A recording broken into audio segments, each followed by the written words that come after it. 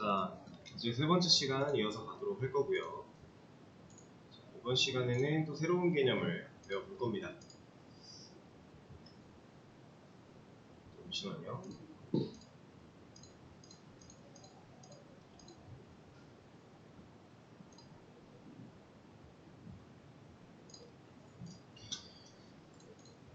자, 제가 섹션 태그 하나를 만들 거고요.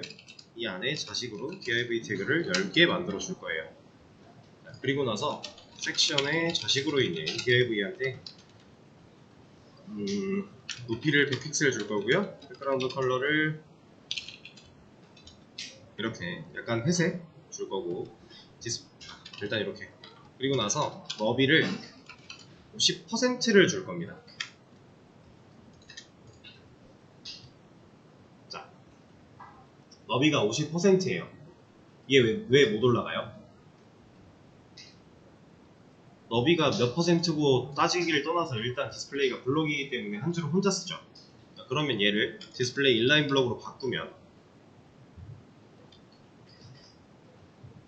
얘 왜 아직도 못 올라가요? 50%면 이게 화면 기준으로 50%거든요. 그러면 화면은 100%라고 생각을 해야 되는 거고, 그 100%에서 50%다. 그럼 이게 우리가 알고 있는 상식대로라면 위로 올라가야 돼요. 50 더하기 50 하면 100이니까. 근데 이게 못 올라가죠. 이거 왜 못 올라가요? 네, 여기 줄바꿈 여백 있으니까 이거 한 칸, 얘 이렇게 없애버리면 올라가요. 합쳐서 100%가 돼요. 여기 지금 이쪽에 있는 약간의 여백들 있죠. 얘네들은 바디에 들어있는 기본 마진인데, 이거는 나중에 우리가 노멀라이징 배우면은 그때 해결할 겁니다. 근데 이거는 실질적으로 어차피 이 여백 포함해서 화면을 생각해야 되기 때문에 상관이 없어요. 우리가 지금 얘가 못 올라가고 있던 이유는 이 줄바꿈 한 칸의 여백 때문에. 자, 그러면 여러분들이 50%다 혹은 33%다 33%면 어때요? 3개 올라갈까요? 얘는 올라가죠. 왜냐면 1% 안에 그 여백 2칸 정도는 해결이 됩니다. 그래서 얘는 올라가는데 50% 혹은 25% 이거 하면 4개가 못 올라가요. 지금 여기 여백 하나, 여기 하나, 그리고 여기도 하나 있겠죠. 이 여백 3칸, 얘가 정확히 몇 픽셀을 먹는지까지는 우리가 모르겠지만 이 3칸의 여백 때문에 얘는 올라갈 수 없어요. 이 여백이 다 사라져야만 얘가 올라갈 수 있습니다. 자, 하나 지워볼게요. 얘는 붙어요. 근데 못 올라갔죠. 하나 더 지워볼게요. 얘는 붙어요. 근데 아직도 못 올라가요. 왜? 25 곱하기 4면 완벽하게 100이죠. 그러면 여백이 아예 없어야만 올라갈 수 있다는 얘기예요. 그래서 얘까지 사라져야 얘는 올라갑니다. 그렇죠? 이 줄바꿈으로 인한 한 칸의 여백을 여러분들이 항상 인지를 하고 계셔야 돼요. 근데 사실 지금은 이걸 알고자 했던 건 아니었고, 얘를 가지고서 17%? 아니다, 33% 하자. 이 정도로 해놨다고 해볼게요. 자, 이 상태에서 얘랑 배경색을 바꾸고 싶대요. 가능해요? 지금 섹션 안에 다 div 태그로 들어가 있고요. 그 중에서 얘랑 바꾸고 싶대요. 태그 건드리지 않고. 이거 가능한가요? 만약에 태그를 건드린다라고 하면 얘랑을 다른 태그 하나로 감싸서 그 섹션의 자식으로 있는 누구의 자식으로 있는 div로 골라가지고 색깔을 준다면 입겠죠. 가능하겠죠? 근데 태그를 건드리지 않고 우리가 알고 있는 배웠던 상식, 지식을 활용해보면 불가능해요. 이제 이런 게 가능한 걸 배워볼 겁니다. 자, 제가 첫 시간인가? 웹 시작하고 첫 시간인가에 한번 예시로 보여드린 적이 있기는 한데, 자, 이런 걸 쓸 거예요. 섹션에 자식으로 있는 div인데, 자, 콜론 찍었습니다. 우리가 콜론 찍는 것 중에서 뭐 배웠죠? 호버. 마우스 올라갔을 때 라고 하는 호버를 배웠었죠? 얘도 비슷해요. 가상 선택자예요. 그래서 여기 이런 것부터 해볼게요. first child 백그라운드 컬러를 얘만 골드로. 자, 누가 바뀌었죠? 첫 번째가 바뀌었어요. 자, first child 얘가 가지는 의미는 뭘까요? 첫째입니다. 첫 번째 자식이란 뜻이에요. 간단하죠? first child. 그래서 첫째가 색깔이 바뀌었어요. 섹션의 자식으로 있는 div인데 첫째 얘가 바뀐 거죠. 자, 그리고 이런 게 있어요. 첫째가 있으면 뭐도 있다? 막내도 있다. 막내가 바뀝니다. 자, 그럼 첫째랑 막내는 오케이, 알겠어요. 그럼 둘째부터는 어떻게 골라요? 얘는 nth child라고 하는 걸로 골라줍니다. 얘는 소괄호를 열어주고요. 이 안에 내가 원하는 몇 번째를 넣어주면 돼요. 제가 아까 얘랑이라 그랬죠. 얘 몇째예요? 둘째고요. 얘 몇째예요? 일곱째고요. 얘 여덟째예요. 그죠? 여기다가 2 넣어주면 둘째가 바뀝니다. 자, 그러면 이걸 똑같이 복사해서 여기다가 일곱째 넣어주면 얘가 바뀌어요. 자, 근데 보세요. 지금 제가 똑같은 건데 이 숫자 하나 추가되는 건데 이만큼 복사했죠. 왜 여기다가 이거 안 했을까요? 이런 거.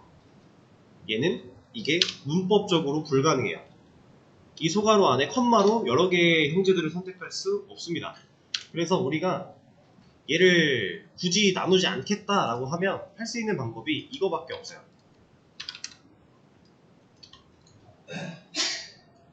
이거 뭐예요? 컴마로 찍은 거. 제가 맨 처음에 했던 거죠. 컴마로 찍으면 이 태그, 그러니까 이 배우 찾아가 하나랑 이 배우도 찾아가. 엔드예요, 엔드. 컴마로 찍으면 둘 다 찾아가라 하는 건데 이렇게 쓸 수밖에 없습니다. 그럼 여덟째 추가하려면 이만큼 복사해서 여기다가 8을 넣어줘야 된다. 조금 불편하죠? 지금 이 상황은 내가 고르고자 하는 형제의 뭐라 그래야 되지? 둘째, 셋째, 넷째 이런 형제들의 수에 규칙이 없을 때 이렇게 해야 돼요. 자, 여기 nth, 얘가 말하고 있는 nth가 뭘까요? 여러분들 그 영어로 숫자 세다 보면 first, second, third, fourth 이렇게 넘어가죠. 거기에 나온 th예요. 그리고 이 n은 뭘까요? 얘는 미지수 n입니다. 그래서 nth예요. 그러면 보세요. 제가 얘를 불규칙적인 상황에서는 이렇게 다 써줘야 한다고 했는데 만약에 규칙이 있대요. 예를 들어 짝수만 고를 거래요. 짝수 번째 애들만 고르겠다. 그러면 여기에 2n 플러스 2n을 해주면 됩니다. 2n. 그럼 짝수가 다 골라졌죠. 이게 어떻게 동작하는 거냐면 이 n이라는 곳에 0부터 순차적으로 되는 데까지 알아서 들어가요. 지금 DRB가 총 10개죠. 그럼 0부터 이 마지막 째를 고르려면 얘가 지금 10째라는 건데 이 막내가 10번째라는 건데 이 10번째 애를 고르려면 이 소괄호 안에 10이라는 애가 들어가겠죠. 그럼 n한테는 5가 들어가면 맥시멈이네요. 그러면 여기서 멈춥니다. 얘가. 근데 처음은 0부터 시작이에요. 1부터 시작이 아니에요. 얘가 만약 1부터 시작이라면 우리가 홀수를 하고 싶을 때 얘를 고를 방법이 없잖아요.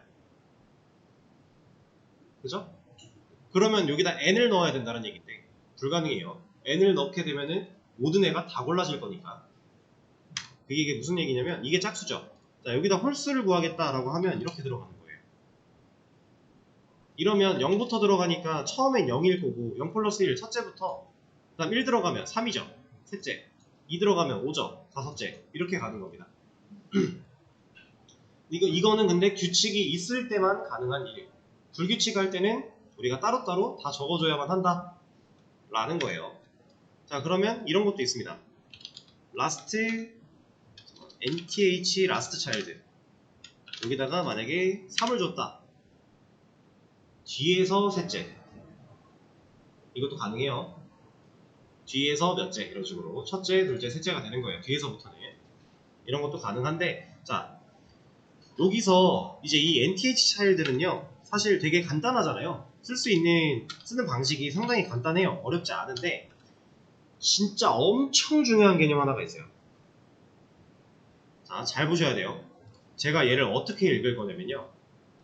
섹션의 둘째가 div면이라고 읽을 거예요.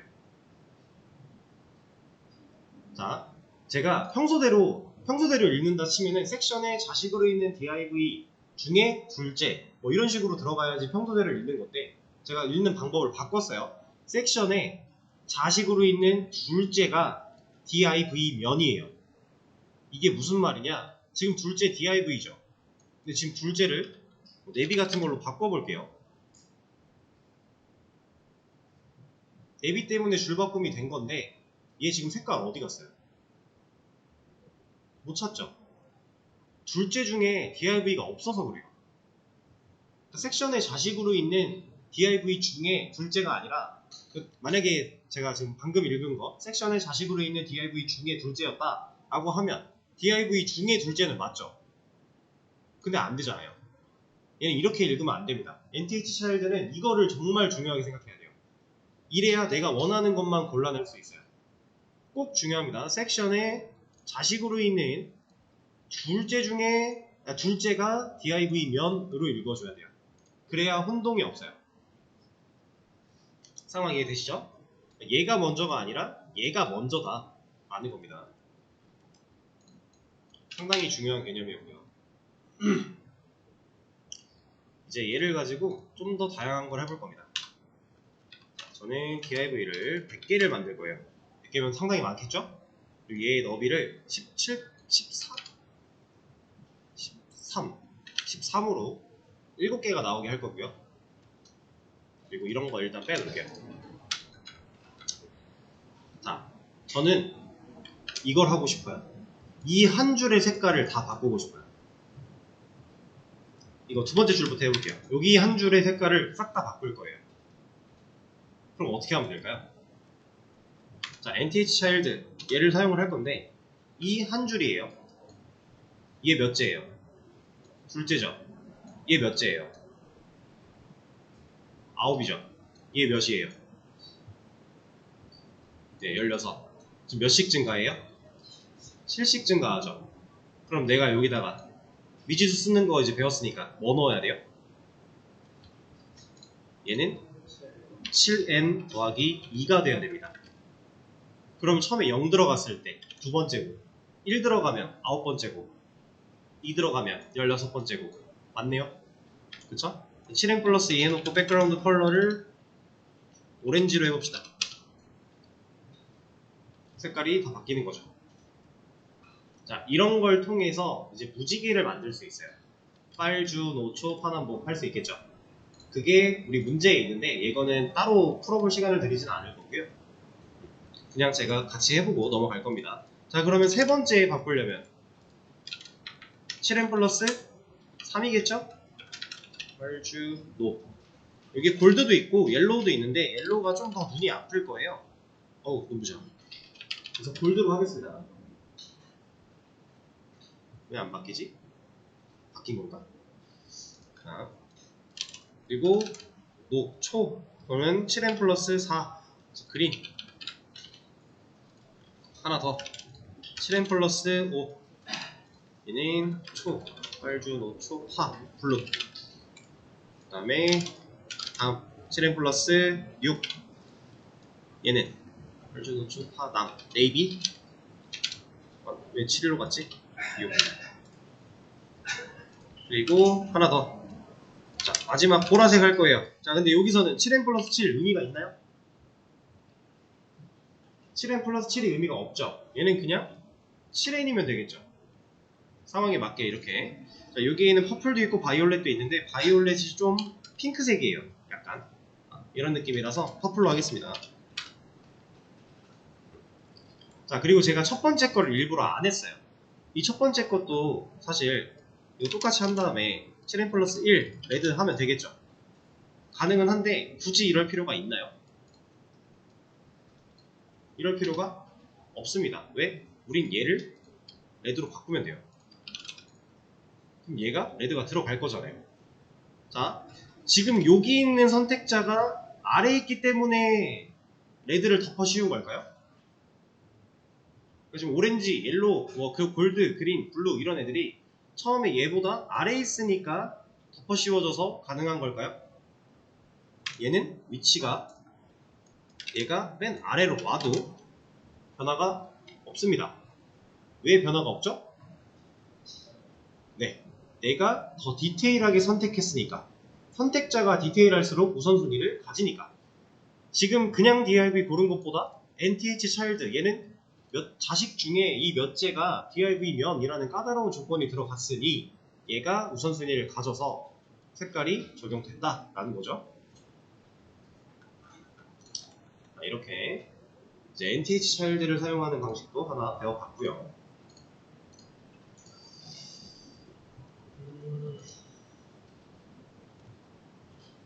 근데 여러분들 이거 보세요.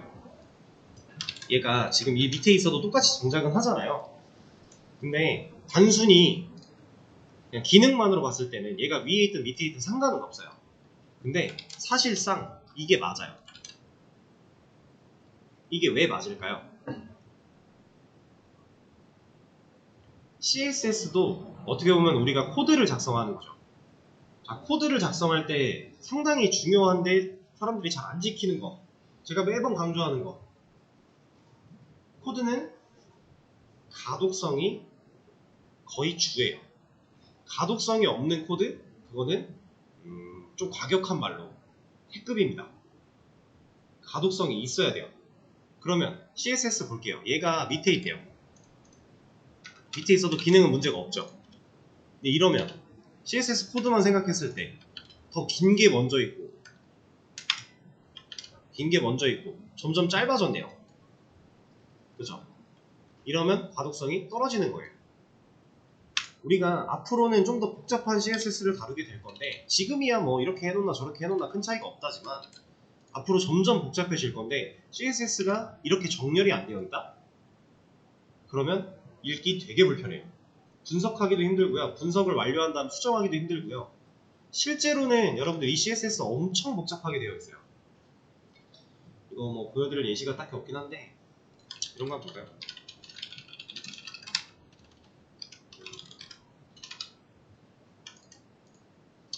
이게 있을라나?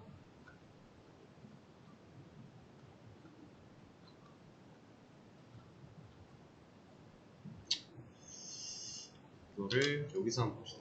있을 수도 있어요. 이건 따라하지 마시고.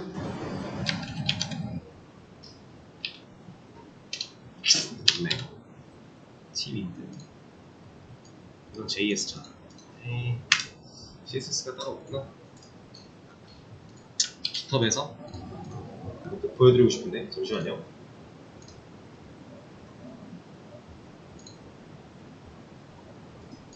제거 깃허브에 있는 파일 안에서 하나 가져와 볼게요.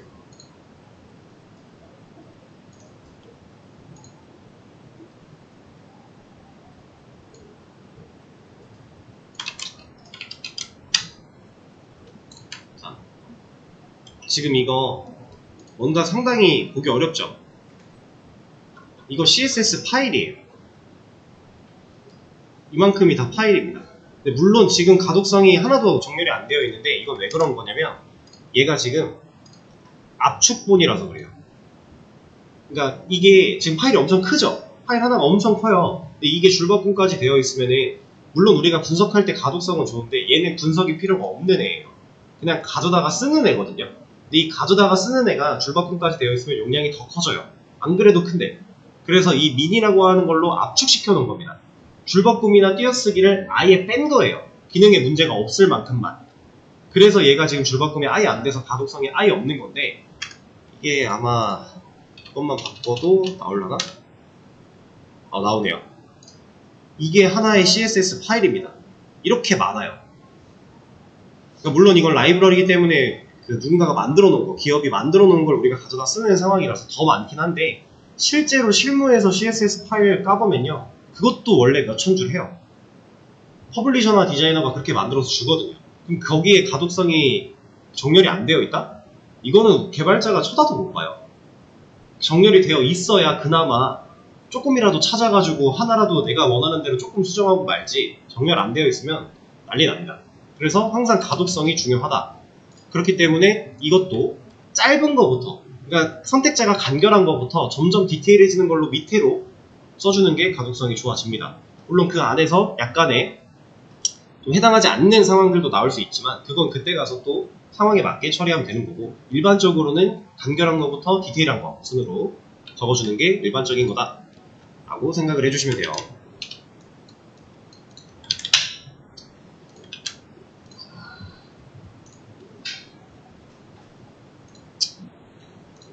그러면 이번에는 이런 걸 한번 해보죠. 제가 div 태그를 하나 만들 거고요. 또 새로운 개념이에요. div한테 백그라운드 컬러를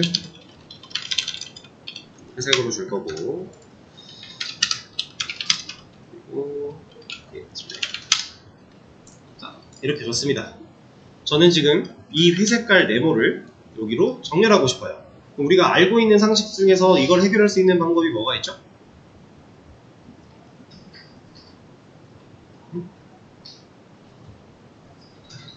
그쵸?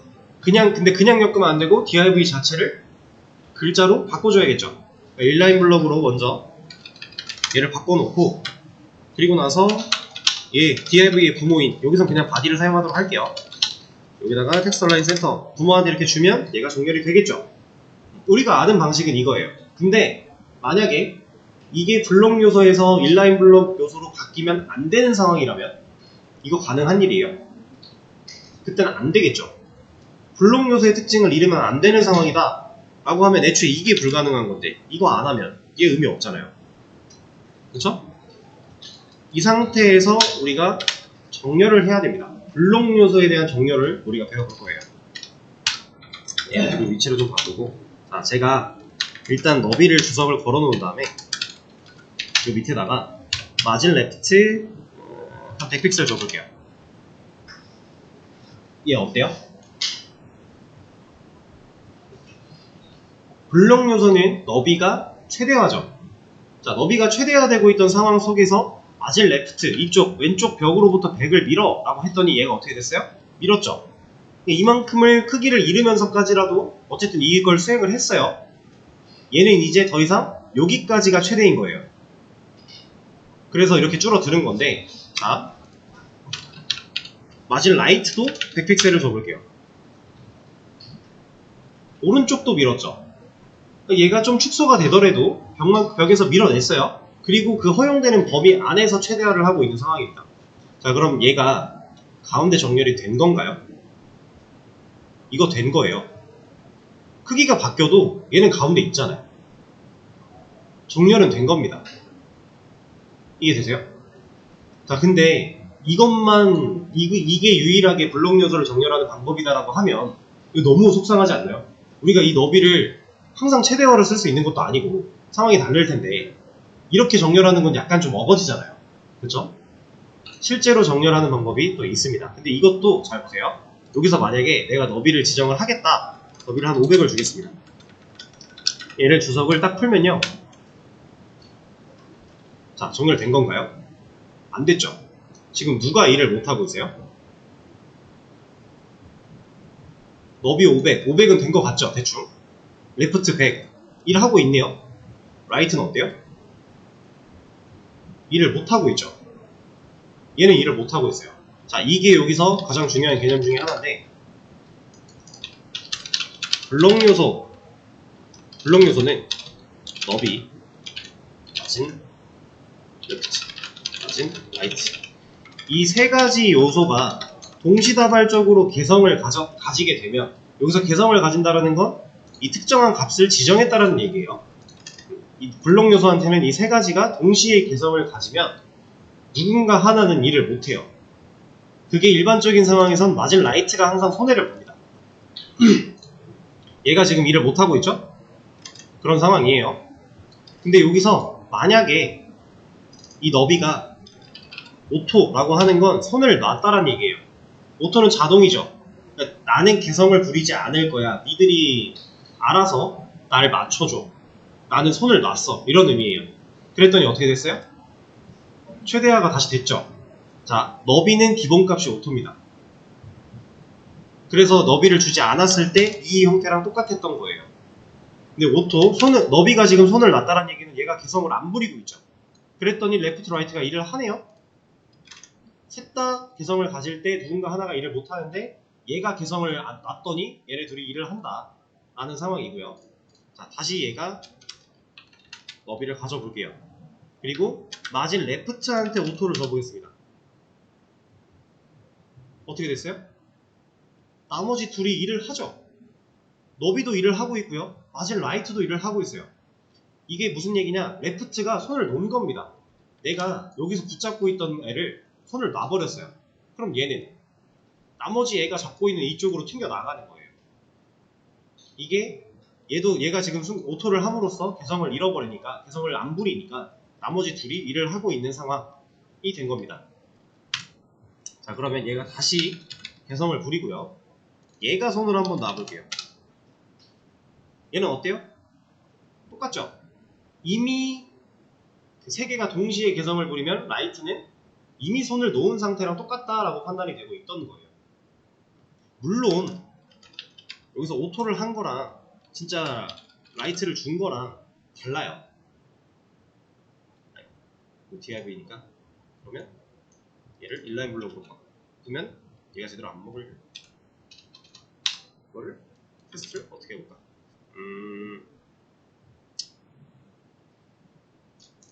테스트를 못하겠구나. 보더를 하시면 되겠네. 아니지. 이렇게 합시다. 이걸 보여드리고 싶어서 섹션 하나 만들고 섹션에 자식으로 위치시킨 다음에 섹션한테 보더를 줘봅시다.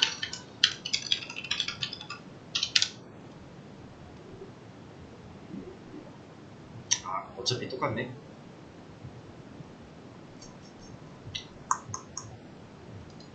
그러면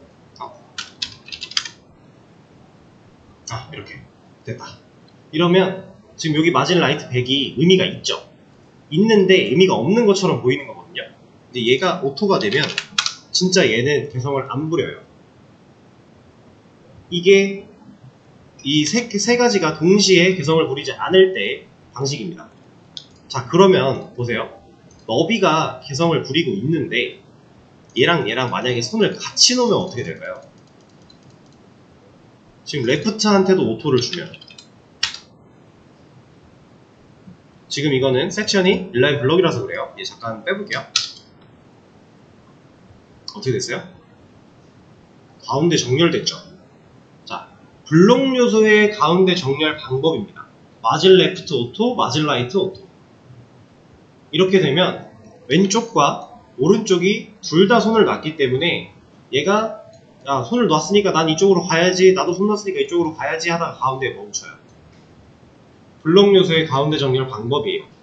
자, 그러면 마진 레프트 오토랑 마진 라이트 오토 좌우죠. 우리가 배운 것 중에 이런 거 쓸 수 있겠네요. 마진인데 0에 오토, 이러면 상하는 0이고 좌우는 오토가 걸렸으니까 가능하겠죠? 이렇게도 쓸 수 있어요. 근데 취향 차이기는 한데 저는 이렇게 더 많이 쓰고요. 실제로 이렇게 쓰는 사람도 있고요. 취향 차이입니다. 어쨌든 마진 레프트랑 라이트를 오토로 주면 블록 요소에서 가운데 정렬이 된다라는 겁니다. 자, 근데 만약에 여기서 너비까지 손을 놨대요. 그럼 어떻게 돼요? 이건 의미가 없어요. 그냥 최대화예요. 너비가 고정된 상태에서는 마진 레프트랑 마진 라이트 오토를 주면서 정렬을 하는 거고, 너비가 고집을 부리지 않는 상황일 때 정렬하는 방법은 그냥 얘랑 얘랑 값을 주면 돼요. 이렇게 해놓고 얘한테 아까처럼 300픽셀, 얘도 300픽셀 이러면 정렬하는 거니까, 이것도 정렬이니까. 상황 이해되시죠? 이렇게. 자, 근데 여기 보이세요? 이거 왜 이럴까요? 자, 너비가 지금 개성을 안 부리고 있는 상황이죠. 최소값이 없어요, 얘는. 근데 여기가 지금 300이고요. 여기도 지금 300이에요. 그럼 이만큼 더 줄어들면 안 보이는 거예요. 양쪽 여백 때문에 얘가 숨는 겁니다. 이렇게. 이게 지금 600보다 작은 거라 그래요. 지금 여기 보시면 598픽셀이거든요. 여기에 지금 이 화면에 가로 너비가 나오는 건데 이게 600이 된다 라고 하면 여기까지 안 나오고 601부터 나와요. 근데 티가 안 나죠? 좀 더 가면 나와요. 이렇게. 이런 겁니다. 그래서 블록 요소를 가운데 정렬하는 방법이었고요.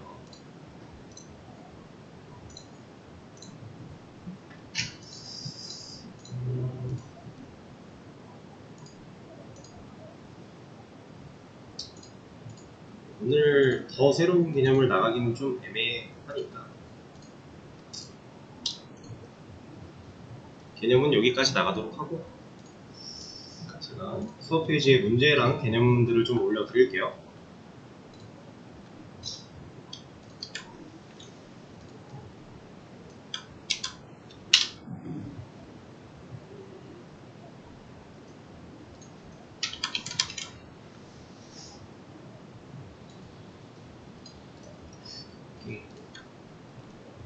지금 잠시만요.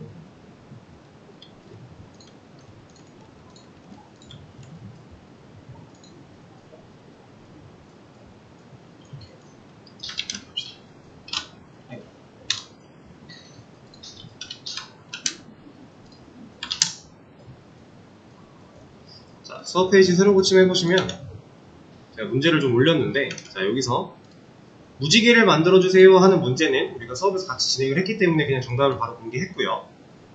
그 밑에 있는 이 BNX 사이트의 상단 이미지 4개까지만 구현해주세요 라고 하는 문제 예시를 보면서 간단하게만 설명을 드리겠습니다. 자, 그냥 정답 예시 보시면 다 고만고만해요. 조금 차이 나는데 별거 아니고요. 그냥 여기 있는 이미지 4개 가져다가 이 재료인 이미지 4개 가져다가 여러분들이 이거 써보고 저거 써보고 하는 거예요. 그거는 수업 페이지에 나와 있습니다. BR과 MBSB 사용, 그리고 마진 사용, 엘리먼트 5개 사용. 이거 무슨 말일까요? 자, 이것만 설명드릴게요.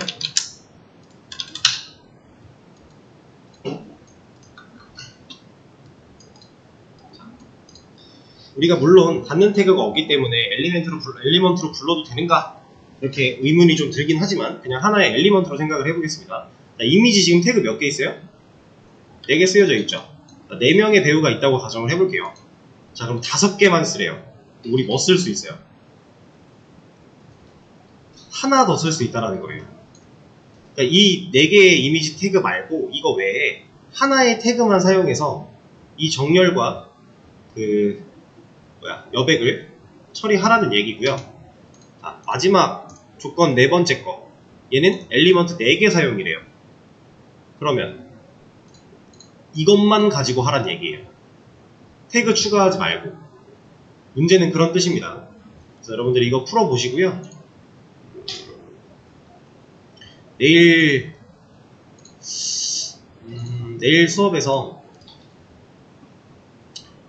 이건 이렇게 하죠. 자, 개인적으로 그 수업 끝나고 나서 한번 풀어보시고 만약에 푸는 와중에 이거 잘 모르겠다, 이거 좀 알려줬으면 좋겠다 하는 게 있으면은 말씀하세요.